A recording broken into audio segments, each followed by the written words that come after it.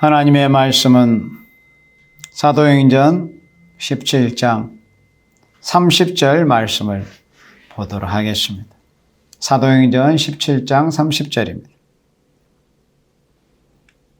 알지 못하던 시대에는 하나님이 허물지 아니하셨거니와 이제는 어디든지 사람을 다 명하사 회개하라 하셨으니 이는 정하신 사람으로 하여금 천하를 공의로 심판할 날을 작정하시고 이에 저를 죽은 자 가운데서 다시 살리신 것으로 모든 사람에게 믿을 만한 증거를 주셨음이니라 하니라. 아멘. 바울은 이렇게 예수님을 증거했습니다. 예수 그리스도의 십자가와 부활을 이렇게 증거했습니다. 하나님께서 예수님을 죽은 자 가운데서 다시 살리신 것으로 모든 사람에게 믿을 만한 증거를 주셨다고 그랬습니다. 사실은 부활보다 더 확실한 증거가 없습니다. 그렇지만은 사람의 생각으로는 가장 믿기 어려운 것이 예수님의 부활입니다. 그건 사실입니다. 어떻게 죽은 자가 살아나겠습니까? 그런데 하나님께서 예수님께서 이 세상을 구원하시는 구세주이신 것을 믿게 하실 증거는 뭐냐? 예수님을 다시 살리신 거예요. 사도행전 17장 31절 말씀대로 저를 죽은 자 가운데서 다시 살리신 것으로 모든 사람에게 믿을 만한 증거를 주셨다고 그랬습니다. 이렇게 예수를 믿으면 죽어도 다시 산다. 그리고 예수를 믿으면 영원히 죽지 않고 영생을 누리게 된다. 이렇게 확실하게 예수께서 구세주, 곧 그리스도이신 증거를 이렇게 보여주신 겁니다. 그것이 예수님의 부활입니다. 그러면 부활을 사람들이 증명을 해낼 수 있을까요? 사실은 부활을 증명한다는 것은 어렵습니다. 어떻게 예수님의 부활을 증명해? 특히나 지금 이 시대에 2000년이 지난 지금 이 시기에 예수님의 부활을 증명해낸다는 것은 너무 어려워요. 2000년 전 사건이기도 하고. 그런데 예수님 부활하신 이후로 그때로부터 지금까지 2000년이라는 그 장구한 세월 동안에 부활의 증인들이 있었습니다. 예수님의 그 부활을 직접 부활하신 그 예수님이 직접 만났던 사도들은 자신들의 눈으로 예수님이 죽으신 것을 실제로 사도 요한 같은 경우는 자기 눈으로 똑똑히 목격했고 또 십자가에 달리신 예수님께 부탁까지 받았던 사도 요한이었습니다. 그래서 그런 사도 요한 또 사도들 예수님께서 부활하신 후에 제자들이 모여있는 곳에 나타나셔가지고 부활하신 몸을 보여주셨습니다. 믿지 못했던 도마에게까지라도. 그런 사도들은 예수님이 부활하신 그 모습을 직접 보고 만져봤기 때문에 자신들이 충분히 증인의 자격이 있고 그렇게 증거할 수가 있죠.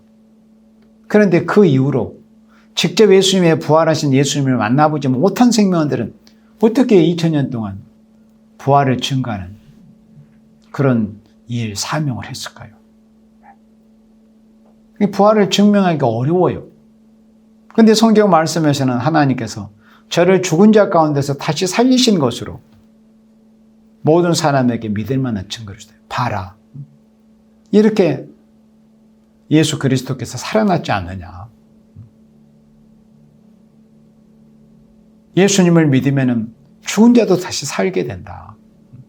누구든지 하나님 앞에 나오려거든 예수 그리스도를 믿으면 예수 그리스도를 통해서 하나님 앞으로 나아가서 영생을 얻을 수 있다.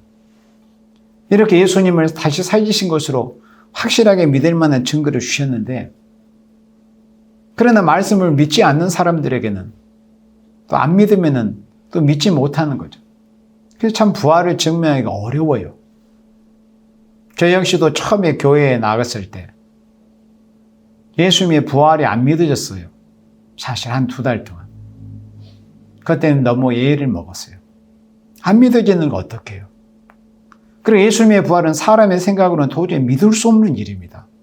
어떻게 죽은 사람이 다시 살아납니까? 죽은 시신이 3일 만에. 그것도 확실히 죽었는데 그 양손과 양발에 못이 박히고 옆구리에 심장이 파열돼 가지고 물과 피를 다 쏟으신 예수님이 확실하게 죽으신 것이었어요.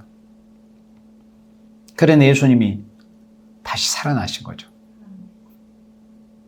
하나님께서 이렇게 우리 인생들에게 예수님을, 하나님을 그렇게 믿을 만한 이렇게 확실한 증거를 예수님을 다시 살리신 것으로 주셨지만 사실은 사람들이 이것을 믿기가 어려운 사실입니다.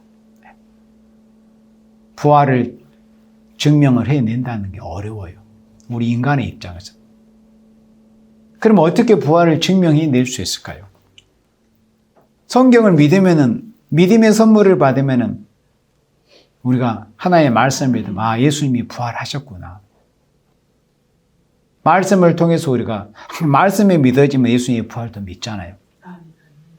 근데 말씀을 믿지 못하는 생명들, 그런 생명들에게는 사실 예수님의 부활을 믿는다는 게 사실 어렵습니다. 부활을 증명해내기가 어려워요. 그런데도 예수님 부활하신 이후에 지금껏 2000년이라는 장구한 세월 동안에 그리스도의 부활을 증거하는 그런 증인들이 있었습니다. 그 증인들의 그 사역, 그 헌신의 그 덕분에 우리가 이렇게 우리 역시도 그리스도 예수님께서 죽은 자 가운데서 다시 살아나신 이런 부활을 믿게 되고 우리가 이제 영혼의 구원을 받게 된 거예요.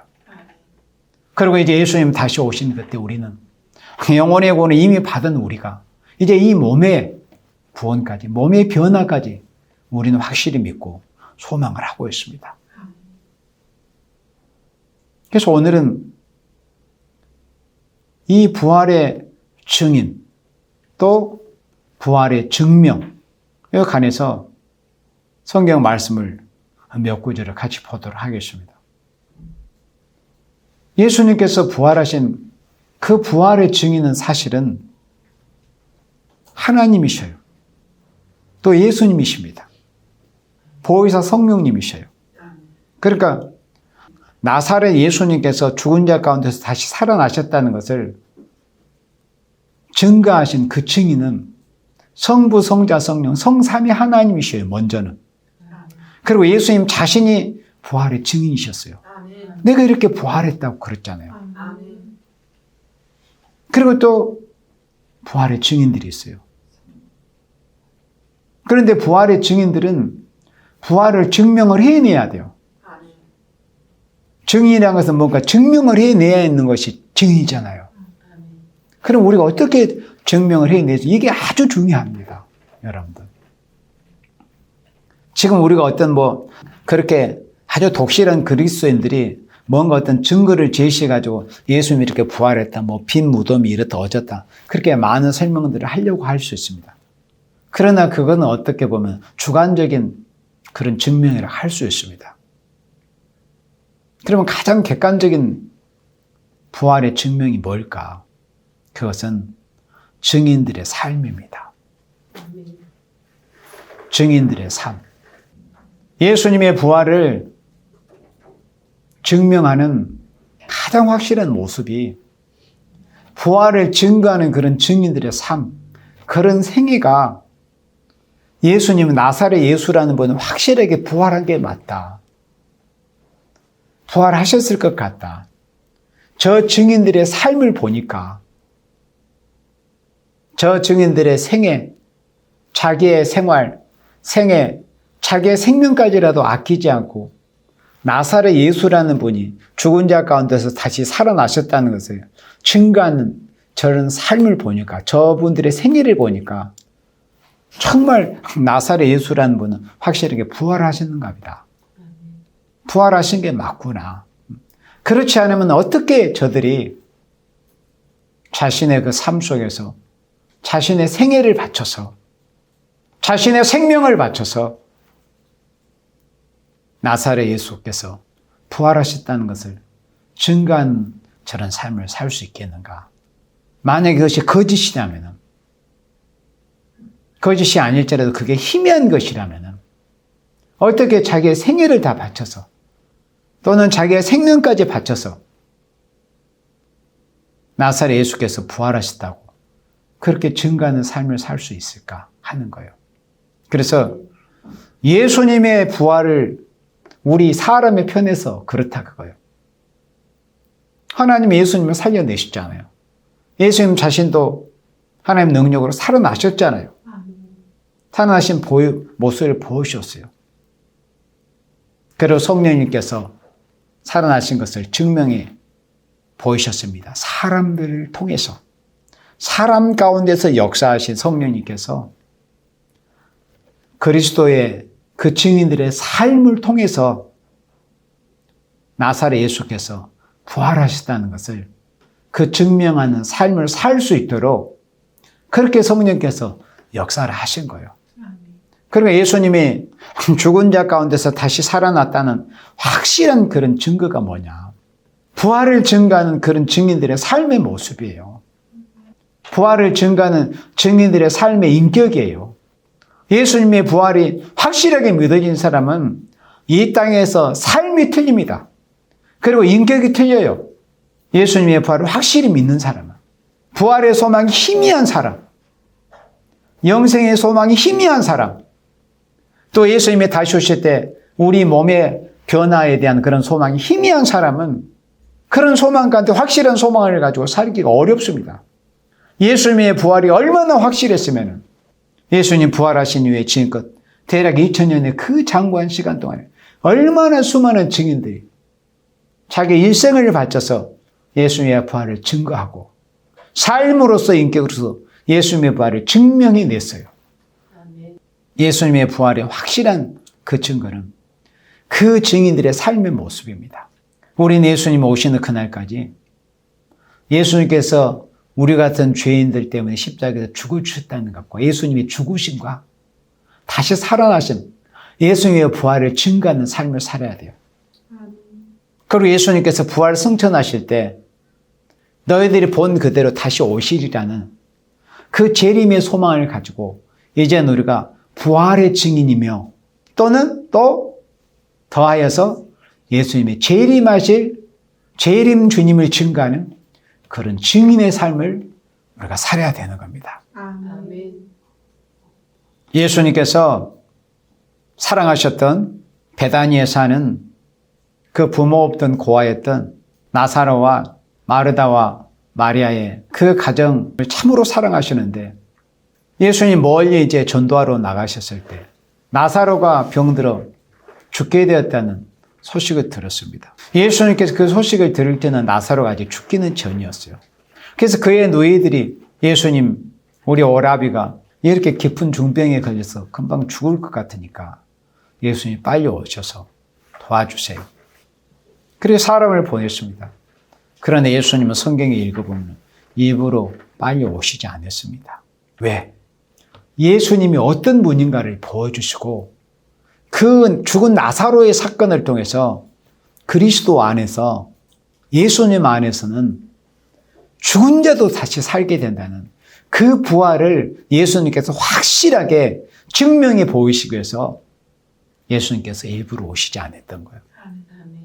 우리 요한복음 11장 23절 말씀을 보도록 합니다. 요한복음 11장 23절 함께 봅니다. 예수께서 가라사대 내 오라비가 다시 살리라. 이 말씀은 나사로를 살리려고 예수님이 베다니의 마을 입구까지 오셨을 때 마르다가 예수님이 오신다는 그 전가를 듣고 마을 입구까지 예수님이 마중 나갔어요. 그러나 이미 이때는 오라비가 죽은 후였습니다. 그리고 죽은 지 나흘째 되는 날이었어요. 그 오라비의 시신이 썩은 냄새가 나는 이제 절대 절망으로밖에는 비춰지지 않는 그런 상황이었습니다. 그래도 어떡해요? 오라비는 이제 이미 죽은 사람은 죽은 사람인데 자신들을 사랑해 주셨던 예수님이 오셨다는 소식을 듣고 그래도 마중은 나갔습니다. 그때 예수님께서 이렇게 마르다에게 말씀하십니다. 요한복음 11장 23절에 예수께서 가라사대 네 오라비가 다시 살리라. 마르다가 가로되 마지막 날 부활에는 다시 살 줄을 내가 아나이다. 아주 태연하게 대답을 했어요. 예수님이 하신 말씀 의미를 몰랐죠. 그러니까 마르다는 이 부활은 확실하게 믿는 신앙에는 틀림이 없었어요. 그리고 사람이 죽으면 결국은 마지막 날에는 천국이 이루어질 때는 부활해서 이제 하나님 나라에 갈 거라는 그런 기본적인 신앙은 탄탄하게 가지고 있었습니다. 그러나 예수님이 하시는 말씀의 의미는 뭐예요? 네 오라비가 다시 살리라. 지금 당장 살게 된다는 것을, 이것을 예수님이 말씀하신 거예요. 그러나 마르다는 예수님이 말씀하신 그 의미를 바로 깨달지 못하고 있었습니다. 그러니까 마지막 날에는 다시 살 줄을 제가 압니다. 25절에 예수께서 가라사대 나는 부활이요 생명이니 나를 믿는 자는 죽어도 살겠고. 여기서 우리가 이 기독교에 이 엄청난 진리가 담겨있는 이 말씀을 예수님이 하십니다. 그래서 부활의 증인이 누구냐? 예수님 자신이 부활의 증인이에요. 성삼위께서 예수 그리스도의 부활의 증인이라고 했어요. 또 부활에서 예수님 자신이 부활의 증인이요. 자신이 부활하신 것에 대한 증인. 지금 여기서는 이제 예수님께서 죽으시기 전이었어요. 그렇지만은 미리서 이렇게 예고하시는 거예요. 참된 선지자는 앞으로 될 일을 정확하게 예고하는 겁니다. 예언을 하는 거예요. 어떤 시시각각 임기응변적으로 상황이 바뀌는 것에 따라 말이 달라지는 게 아니에요. 참된 선지자는, 참된 증인. 나는 부활이요 생명이니 나를 믿는 자는 죽어도 다시 산다. 그리고 예수를 믿는 자는 죽어도 산다. 이 말씀은 나사로는 예수님을 믿었어요. 그랬잖아요. 자기들이 알거든요. 예수님이 자신들을 얼마나 사랑하셨다는 것을. 그러니까 나사로는 예수님을 믿고 죽었어요. 지금도 마르다, 마리아는 예수님을 믿고 있어요. 그러나 예수님을 믿는 그 믿음의 분량들은 다 틀립니다. 예수님을 믿는 믿음의 그 지식의 분량은 또 지식의 질이 다 달라요. 그리고 예수님을 믿기는 믿고 예수님을 메시아 구세주로 믿는데 예수님께서 말씀 한마디면 당장이라도 자신의 오라비가 또는 자신들이 죽어서 죽은 자가 살아날 수 있다는 이것까지는 믿지를 못하고 있었던 것. 그래서 예수님이 이렇게 친히 증거하시고 증명해 보이시려고 말씀하십니다. 나는 부활이요 생명이니 나를 믿는 자는 죽어도 살겠고. 26절에 무릇 살아서 나를 믿는 자는 영원히 죽지 아니하리. 이것을 네가 믿느냐? 살아서 예수님을 믿는 자는 영원히 죽지 아니한다. 우리는 지금 이 시점에서 우리가 예수를 그리스도로 영접해서 확실하게 인격적으로 예수님을 만난 생명들은 요한복음 11장 25절 이 말씀이 우리에게는 이미 응한 생명들입니다. 설령 하나님께서 우리 육체의 생명을 당장에 거두어 가셔도 우리는 부활을 해서 확실하게 우리는 믿는 믿음들을 다 가지고 있습니다. 이 말씀이 성취된 말씀이에요. 그런데 성취될 말씀에 또 한 구절이 있어요. 그게 26절 말씀이에요. 무릇 살아서 나를 믿는 영원히 죽지 않는다. 이건 예수님 재림 때 이루어질 말씀. 예수님 재림 때만이. 예수님 재림하시기 전에는 히브리서 말씀대로 한 번 죽는 것은 하나님이 정하신 뜻이라고 그랬어요. 예수님 재림하기 전에 아무리 예수 잘 믿는 사람도 육체는 흙으로 가서 잠을 자야 돼요. 부활의 날까지. 그러나 예수님이 이렇게 말씀하셨습니다. 무릇 살아서 나를 믿는 자는 예수님 재림하실 때 살아서 예수를 믿고 영접한 생명들은 영원히 죽음을 보죠. 죽음을 그냥 패스하는 거예요. 그리고 영원히 영성으로 바로 들어간다는 거예요. 이렇게 말씀했습니다. 그리고 예수 믿으면은 이래도 살고 저래도 살고 죽어도 다시 살고 살아서 예수님 영접하면 죽음을 그냥 통과해서 죽음을 거치지 않고 영원히 살게 되는 이런 소망이 있을 것을 예수님이 말씀했습니다. 이렇게 친히 예수님 자신이 부활의 증인으로서 이렇게 증거를 해 주신 것입니다. 그러면 증거를 했으면 증명을 또 해내야 되잖아요. 증거를 했으니까 그 증거가 확실하게 사람들에게 믿어지게 하려면 증명을 해내야지. 부활을 증명해내기 가장 어렵다고 그랬어요. 그렇지만은 무엇이 부활을 증가하는 가장 확실한 증명이 된다고 했어요? 부활의 증인들의 삶이 부활을 증명하는 가장 확실한 모습이에요. 예수님의 부활이 확실하게 믿어진 생명들은 삶 자체가 벌써 틀립니다. 생활이 생애가 틀리고 심지어 자기의 생명, 자기의 모든 생명까지라도 주님의 뜻에 순종으로 바치려고 하는 그런 생명들이 예수님의 부활을 확실하게 믿는 사람들의 모습이에요. 그게 부활을 증가하는 가장 확실한 증명이 되는 거예요. 예수님께서도 이렇게 말씀으로만 증거를 하신 것이 아니라 이제는 말씀하셨으니까 증명을 해내셔야 될 거 아니에요. 이렇게 나를 믿는 자는 죽어도 다시 산다고 하셨으니까. 그래서 예수님께서 나사렛의 무덤 앞에 사람들이 그때 울고 있을 때 나사렛의 무덤 앞에 가셔가지고 그 심령의 통분이 여기셨어요. 예수님의 말씀을 믿지 못하고 슬픔에서 벗어나지 못하고 있는, 그러니까 그들이 울고 있는 것 때문에도 물론 슬프긴 하지만은 더 슬픈 일이 뭐냐면은 왜 예수님을 그리스도 하나님의 아들 전능하신 메시아로 믿지 못하느냐. 그게 더 통분한 거예요. 그리고 예수님을 완전하신 메시아로, 완전하신 능력자, 완전하신 그 능력의 주님으로 완전한 신앙의 대상들을 믿지 못하기 때문에 인간들이 슬픔에서 벗어나지를 못하고 있는 겁니다. 나사렛의 누이들과 그 마을 사람들이 왜 울었어요? 나사로가 죽은 것 때문에 울었죠. 그런데 예수님은 말씀 한마디 하면 나사로도 살릴 수 있다는 것을 알면은 그들의 슬픔이 벗겨질 건데 믿음이 없다 보니까 육적으로도 슬픈 데다가 믿음이 없다 보니까 그 슬픔이 더 가중된 거예요. 그래서 예수님이 마음에 통분이 여기시고 예수님께서도 눈물을 흘리셨어요.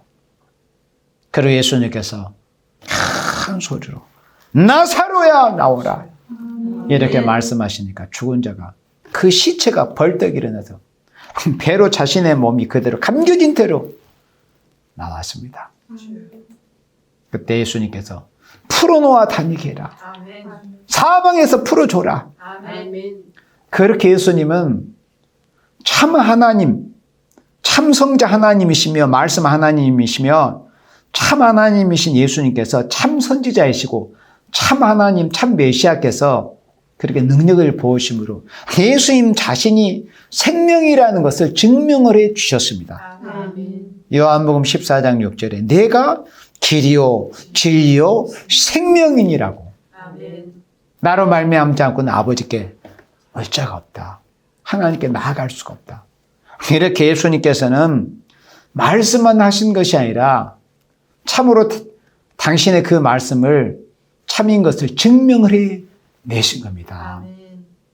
예수님의 부활이란 것은 단지 증거만 되는 그런 내용들이 아니에요. 예수님의 부활은 성삼위 하나님으로부터 시작을 해서 자신이 부활하신 예수님으로부터 천사와 또 그 부활을 실제적으로 인격적으로 체험한 생명들이 다 증명을 해낸 사실이 바로 예수님의 부활입니다. 그렇게 예수님의 부활은 확실해요. 예수님의 부활이 확실하다는 것은 뭘 의미하죠?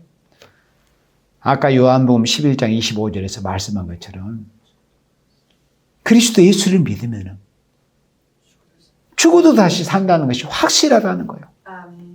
그게 증명이 되는 거예요. 그리고 거기서 더하여 그 예수님을 믿으면 죽어도 다시 산다는 말씀이 정확하게 바로 믿어지면은 그 26절 말씀까지 자연스럽게 소망이 생겨버려요. 어떻게? 무릇 살아서 나를 믿으면 영원히 죽지 아니하려는 그 말씀이 자연스럽게 어렵지 않게 거치는 것이 되지 않고 믿어져 버리는 거예요.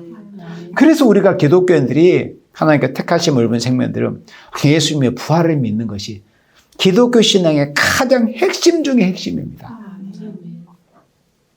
사도 바울이 고린도 교회에게 편지한 말씀처럼 그리스도의 부활을 믿지 못하면 우리 여전히 죄 가운데 있을 사람들입니다. 그리스도의 부활을 믿는 사람들이 확실하게 구원을 받은 사람들이에요. 부활은 죽음을 전제하거든요.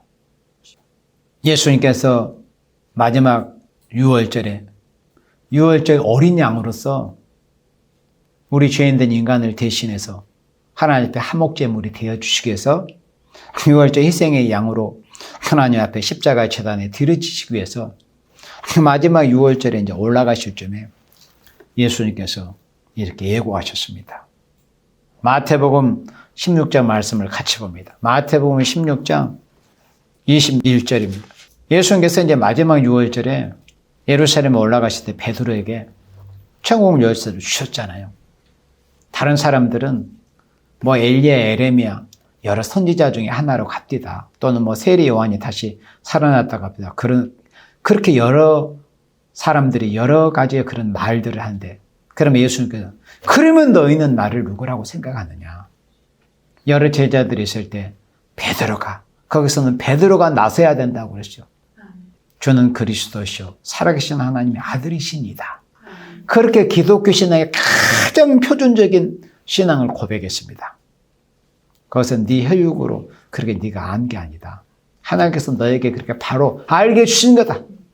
그러면서 그 베드로의 기독교의 가장 표변적이고 모범적인 정확한 신앙의 고백을 받으신 후에 예수님께서 천국 열쇠를 베드로에게 주셨습니다. 내가 네게 천국 열쇠를 주노니. 그 천국 열쇠를 주시고 여기 마태복음 16장 21절에서 이때로부터 예수 그리스도께서 자기가 예루살렘에 올라가 장로들과 대제사장들과 서기관들에게 많은 고난을 받고 죽임을 당하고 제3일에 살아나야 할 것을 제자들에게 비로소 가르치시니, 구체적으로 예수님께서 이 땅에 오신 목적을 말씀을 하신 거예요. 구체적으로. 그 전에는 구체적으로 말씀하시지 않았어요. 예수님이 오신 진짜 목적을 말씀하신 거예요. 예수님께서 당신이 소위 말해서 유대교의 지도자들이라고 하는 자들, 장로들, 대제사장들, 서기관들에게 많은 고난을 받으시고 그리고 죽임을 당하시기까지 하시고, 그렇지만은 제3일에 사흘째 되는 날에 다시 살아나야 될 것을, 그러니까 예수님이 자신이 부활하신다는 것을 증거하신 겁니다. 자신이 증거한 거예요. 아멘. 그러니까 부활의 최고의 증인은 예수님 자신이에요. 아멘. 이렇게 제자들에게 비로소 가르치셨습니다. 십자가의 고난과 죽음과 부활을 예수님이 이렇게 예고하셨습니다. 그러니까 22절에 베드로가 예수를 붙들고 가나에 가로되 주여 그리 마옵소서, 이 일이 결코 주에게 미치지 아니하리라. 그러니까 인간으로서는 우리 역시도 예수님께 그런 말씀을 들었다면 우리도 다 이렇게 말씀을 했을 거예요. 왜? 걱정됐잖아요. 만왕의 왕으로 오신 예수님이 이렇게 행하신 그런 능력이나 하신 말씀을 도저히 어떤 다른 어떤 피조물들에게 피해를 당하거나 심지어 죽임을 당하신 분 같지 않다는 것을 자기네들이 3년 동안 보아왔잖아요. 그런데 예수님이 죽으신다고 하니까 청천벽력 같은 이렇게 들려지는 이런 말씀이었어요. 그러니까 이제 한편으로는 인정간에 주님께 그런 고난이 임하지 않을 겁니다. 그리 마옵소서. 인정간에 그렇게 베드로는 말씀을 드렸지만 예수님께서 이렇게 말씀하셨습니다. 23절 예수께서 돌이키시며 베드로에게 이르시되 사탄아 내 뒤로 물러가라. 넌 나를 넘어지게 하는 자로다.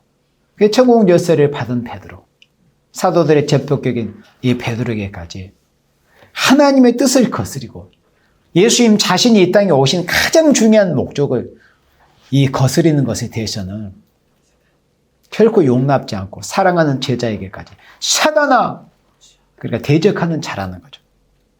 너는 나를 지금 대적하는구나. 내가 이 땅에 온 목적은 죄인된 너희들을 대신해서 대속의 피를 흘려 죽으러 왔는데, 그리고 4일 만에 부활해서 죄인된 너희들에게 영원한 참 생명, 부활의 생명을 주러 온 것인데 그걸 네가 방해하려고 하니 사탄아 내 뒤로 물러가라. 이렇게 가차하게 가차없이 말씀하셨어요. 네가 하나님의 일을 생각지 않냐고 도래의 사람의 일을 생각한다. 하나님의 뜻이 이루어지는 데 있어서 절대 사람의 생각을 해서는 안 돼요. 하나님의 뜻에 있어서 사람의 생각을 결부하려고 하는 게 뭐다? 예수님 표현으로 그게 사탄이라는 거예요. 사탄. 하나님 뜻이 이루어져야 하는 일에 사람의 뜻을 결부하고 사람의 인정을 결부하려고 하면 그게 바로 사탄이에요. 우리 사탄이 되지 맙시다. 하나님의 일이 이루어질 때는 사람이 볼 때는 이해가 되기가 어렵고 어렵게 보이거든. 아주 가혹하게 그렇게 보여지는 것도 있어요. 하나님의 뜻이 이루어지는 일에는. 그때 인정을 결부시키면 안 돼요. 사람 생각을 결부시키면 안 돼요. 그게 하나님을 대적하는 사탄이 되는 거예요. 이렇게 예수님께서 말씀하셨지만은 이렇게 예수님이 가혹하게 베드로를 책망하시면서 예수님 자신이 십자가에 죽으시고 부활할 것을 말씀하셨지만은 제자들은 사실 아무도 믿지 않았습니다. 물론 이제 우리는 성경을 통해서 알고 있죠. 그들은 성령을 받기 전이기 때문에 믿음의 선물을 받기 전이기 때문에 그렇게 예수님께서 힘주어 말씀하셨지만 믿지 못했다는 것을 우리는 알고 있어요. 성령 받지 못하면 그렇습니다. 그래서 그때 이제 예수님이 예고하신 대로 십자가에서 우리의 죄 때문에 양손과 양발에 못 박히시고 옆구리 심장에 찌임을 받아서 물과 피를 다 쏟아서 실제로 예수님 당신 예고하신 대로 많은 고난을 받고 죽임을 당하셨어요. 그리고 이제 요즘 요일로 하자면 금요일 날 고난을 받으시고 죽으시고 그 다음에 이제 토요일 이제 유대 율법을 하자면 안식일이죠. 그리고 그 다음 사흘째 되는 만 3일이 아니라 사흘째 되는 날이에요. 그러니까 우리식으로 하자면 2박 3일이죠. 두 번의 밤이 지나고 사흘째 되는 바로 오늘 같은 이 주일에 예수님께서 부활하셨습니다. 그러나 아무도 예수님 자신이 부활을 증명해 보이시기 전에는 아무도 믿지 않았어요. 그만큼 부활을 믿는 것이 어렵다니까요. 우리 누가복음 24장 말씀을 봅니다. 누가복음 24장 1절에 안식 후 첫날 새벽에 이 여자들이 그 예비한 향품을 가지고 무덤에 가서 안식 후 첫날 새벽은 바로 부활주일 새벽입니다. 돌이 무덤에서 굴러 옮긴 것을 보고 들어간 주 예수의 시체가 배지 아니하더라. 당연히 안 보일 수밖에 없죠. 부활하셨으니까. 그러니까 이 여인들이 정말 예수님을 사랑하는 마음이 있었어요. 막달라 마리아를 필두로 해서 너무 예수님을 사랑했습니다. 이 말씀을 읽으면 이 막달라 마리아와 다른 여인들이 얼마나 예수님을 사랑하셨는가. 그리고 그들이 예수님을 진짜 사랑하는 마음이었다면 예수님이 죽어버리신 십자가에서 죽으신 모습을 보고 나서는 조금 그 마음이 접혀지기도 했을 겁니다. 그래서 사람은 죽은 후의 모습을 보면은 그 상황이 죽은 다음에 그 모습을 볼 때 그 모습이 이제 진정성이 보여지는 거죠. 과연 얼마나 사랑했는가. 정말 이 막달라 마리아는 예수님을 너무 사랑했던 생명이었어요. 왜? 자신이 예수님께 그 사랑을 받았거든요. 7 귀신이 쓰여가지고 사람 노릇 못하고 있던 그 마리아였지만 예수님이 7 마귀를 쫓아내서 자기를 사람답게 만들어주셨으니 얼마나 감사하겠어요. 그 막달라 마리아는 주님께 사랑을 받고 그 은혜를 받은 생명이에요. 그런 예수님을 사랑했어요. 그래서 다른 여인들과도 예수님의 시신의 향품이라다. 그러니까 이 모습은 인정가는 사랑이 있는 모습으로 보이고 좋아 보이지만 사실은 예수님 앞에는 책망받을 모습이었어요. 왜? 부활하신 예수님의 향품이 필요가 없거든요. 향품은 실제로 시신에나 발라줘야 하는 게 향품이잖아요. 그러니까 사람의 눈으로 볼 때는 잘한 일처럼 보여요, 이게. 그러나 예수님의 말씀을 믿지 못한 일이었어요. 그러니까 예수님 앞에는 책망받을 일이었죠. 사람의 눈에는 예수님을 사랑하는 모습으로 보여지지만 지체가 되지 않았습니다. 그때 4절에 이로 인하여 근심할 때 왜 근심했습니까? 예수님의 부활을 믿지 못했기 때문에 근심을 했던 거예요. 다른 게 아니에요. 문득 찬란한 옷을 입은 2 사람이 곁에 서니라. 천사들입니다.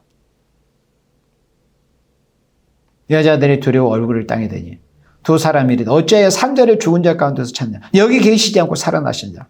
이렇게 하나님께서 보니 천사들이 2 천사가 예수님의 부활을 증거했습니다.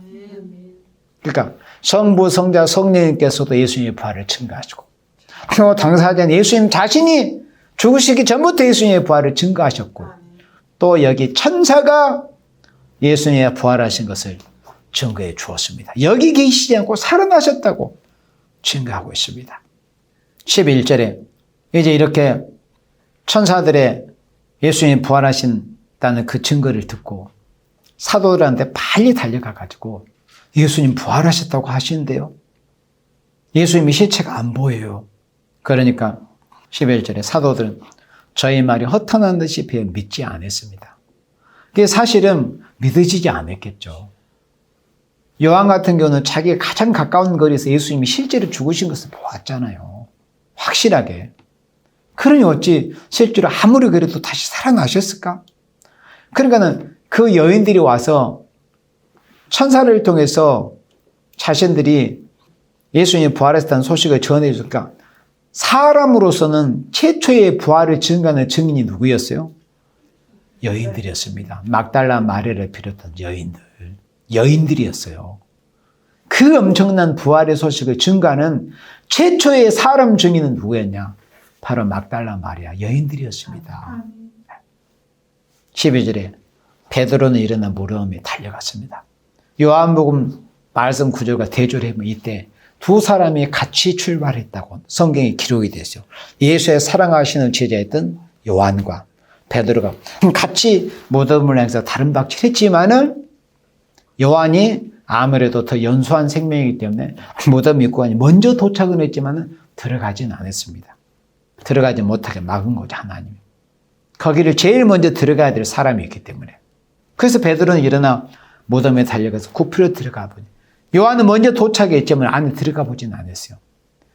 그 빈 무덤, 예수님이 부활하시는 그 장소를 십자가와 부활을 증거하는 대표종인 그 베드로가 제일 먼저 봐야 되기 때문에 무덤에 들어가서 보니 세마포만 보이는지라 그 된 일을 기이 여기며 집으로 돌아갔어요. 아직도 예수님의 부활을 믿지 못하고 있었습니다. 그리고 예수님께서 부활하신 날 저녁에, 오늘 주일 저녁이죠. 그때 마침 예루살렘에서 엠마오라는 베들레헴에서 가까운 그런 고리 엠마오라고 하는 그런 곳으로 가는 예수님의 제자 두 사람이 있었습니다. 가면서 이야기하며 얼굴빛이 막 근심이 가득해가지고 그분은 우리가 참 그리스도라고 믿었고 참 선지자인데 그렇게 죽으셨어. 너무 허망해. 막 하면서 그럼 우리는 어떡하냐. 우리 유대인들은 메시아의 소망을 가지고 살았는데 그렇게 막 근심하며 이야기할 때 예수님이 거기에 나타나셔가지고 너희들이 지금 무슨 이야기를 하느냐. 그렇게 해가지고 예수님께서 그 제자들을 앞에서 예수님의 그 본체에 부활하신 모습을 보이시되 그들을 깜짝 놀랐습니다. 그리고 예수님은 호련히 사라져 버렸어요. 예수님 부활하신 예수님. 그리고 이제 그 엠마오로 가던 그 제자들은 자기가 가려고 하는 곳으로 가지 않았어요. 왜? 부활의 예수님 만났으니까 부활의 증인이 돼야지. 우리의 삶도 마찬가지죠. 자기가 인생을 가고자 하는 엠마오들이 다 있어요. 여러분들의 엠마오는 다 어디입니까? 여러분들의 엠마오는 이제 예수님 나라로 다 정해졌어요. 우리의 가족들은. 그렇죠? 예수님 만나기 전에는 재림의 복음을 듣기 전에 다 각기 엠마오들이 있었어요. 그러나 예수님의 부활의 소식을 들은 것뿐만 아니라 예수님이 직접 부활하신 예수님이 이제 배웠는데 뭘 더 이상 증거가 필요합니까? 제자들에게 사도들이 있는 곳으로 갔습니다. 그 발걸음이 얼마나 신나고 쇠퇴할지라 가벼웠겠어요. 껑충껑충 뛰면서 힘든지도 모르고 돌아와서 부활하신 우리 예수님 만났다. 누가복음 24장 36절입니다. 제자들이 예수님 부활하신 예수님을 만났다는 그 이야기를 하고 있을 때 이 말을 할 때 예수께서 친히 그 가운데 서서 가라사대 유대인들이 두려워가지고 문을 잠궈놓고 있는데 예수님이 스르르 들어오니까 제자들이 깜짝 놀라서 유령인 줄 알았어요. 제자들의 입장에서는 사실 그렇겠죠. 왜 그랬을까요? 부활을 못 믿고 있었으니까.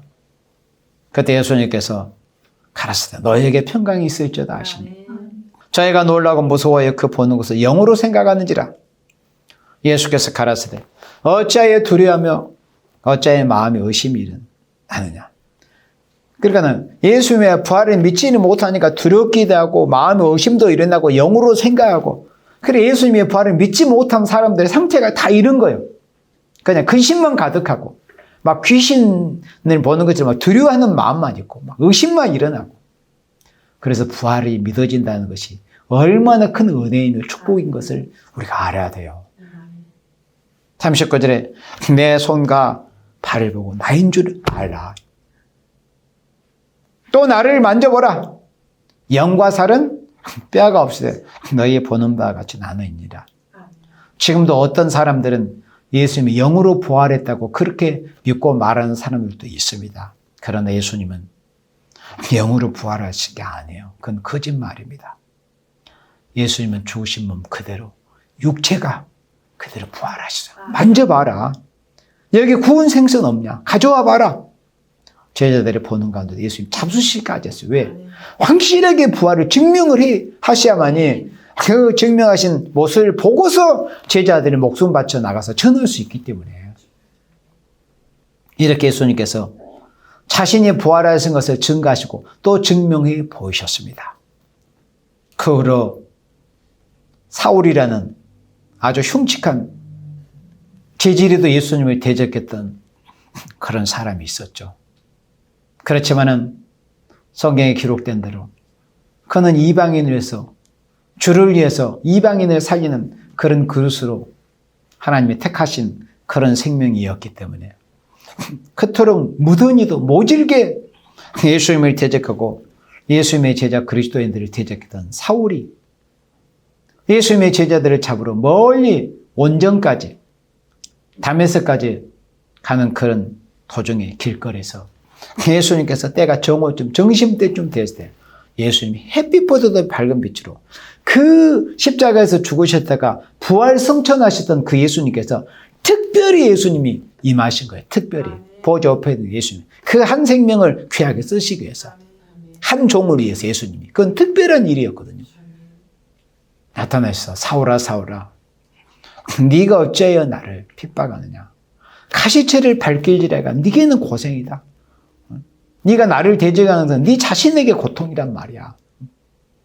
그 말씀 한마디에 무슨 말씀이 필요하겠어요. 예수님의 음성은 직접 들어버렸는데 그 자리에서 그 교만하고 강팍한 그런 살인마 사울이 와장창 주장창 다 깨어져 버렸습니다. 더 이상 이제 말이 필요 없는 거예요. 네 시오니까 나는 네가 핍박한 예수다. 그 말씀 한마디에 모든 것이 다 무너져 버려요. 자기의 자아, 생각, 지식, 지금까지 쌓아온 모든 것들이 이 순간에 항아리가 깨어지듯이 깨어져 버렸습니다. 나는 네가 핍박한 예수라. 그 말씀 한마디면 다 돼버린 거예요. 그렇게 해서 사울도 부활하신 예수님을 만났어요. 그렇게 해가지고 이제는 자신이 그토록 모질게 핍박하고 대적했던 예수님의 부활의 증인이 되어서 예수님을 만난 그때로부터 자기의 그 일생을, 그 생애를 예수님의 부활을 증거하는 증인으로서 삶을 살아냈습니다. 자기의 삶이, 자기의 생활에, 자기의 생애가 예수님의 부활에는 그 증인으로서의 증명의 삶이었어요. 예수님의 부활은 확실합니다.